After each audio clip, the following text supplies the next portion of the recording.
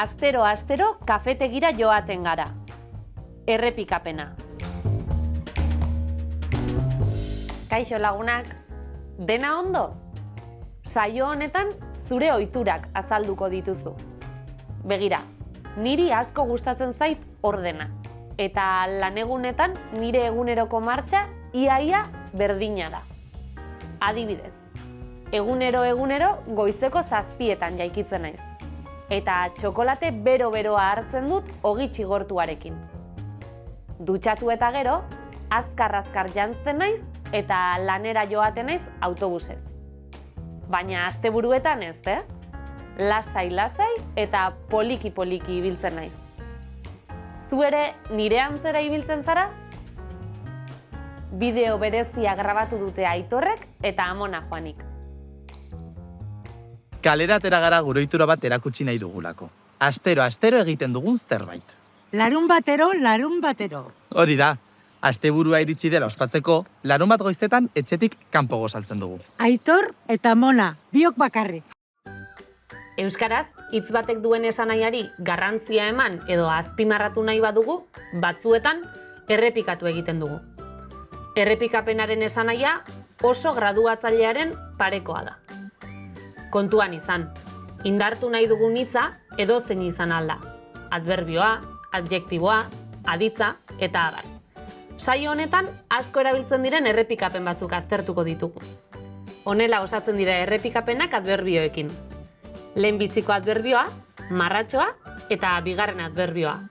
Kontuan izan, lehenengo adverbioa osorik errepikatzen da, bi adverbioak berdinak dira.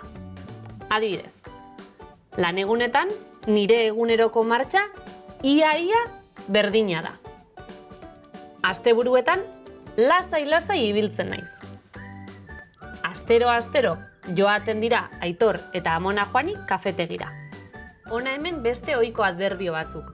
Pixkanaka, apurka, justu, adi, astiro. Honela osatzen dira errepikapenak adjektiboekin. Lehenbiziko adjektiboa, marratxoa eta bigarren adjektiboa. Kontuan izan, lehenengo adjektiboa kasu markarik gabe idazten da. Eta bigarren adjektiboak hartzen du deklinabide marka. Adibidez, txokolate bero-beroa hartzen dut. Gure etxeko sukaldea txikia da.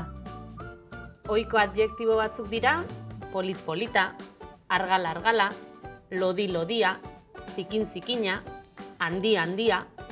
Asko erabiltzen diren esamolde batzuk ere aipatuko ditugu. Adverbioz osatutakoak dira. Adibidez, elurra mara ari zuen atzo. Zure begiek dirdir egiten dute mutil hori ikusten duzunean.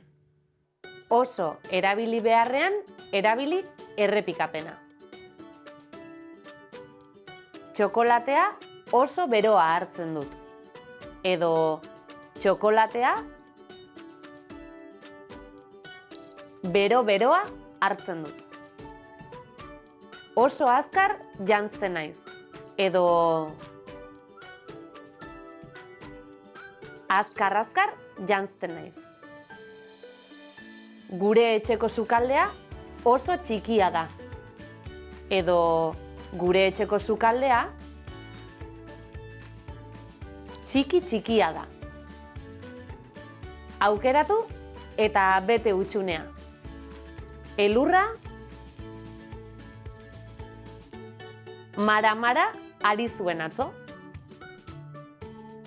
Zure begiek dirdir egiten dute mutil hori ikusten duzunean.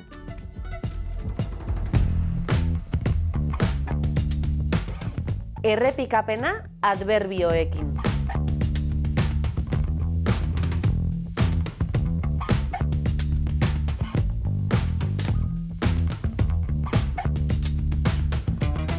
Errepikapena adjektiboekin.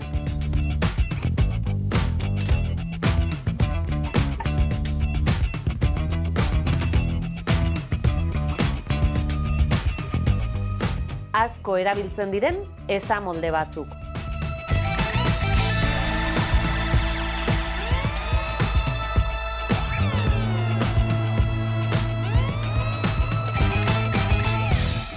Ondo izan eta asko ikasi.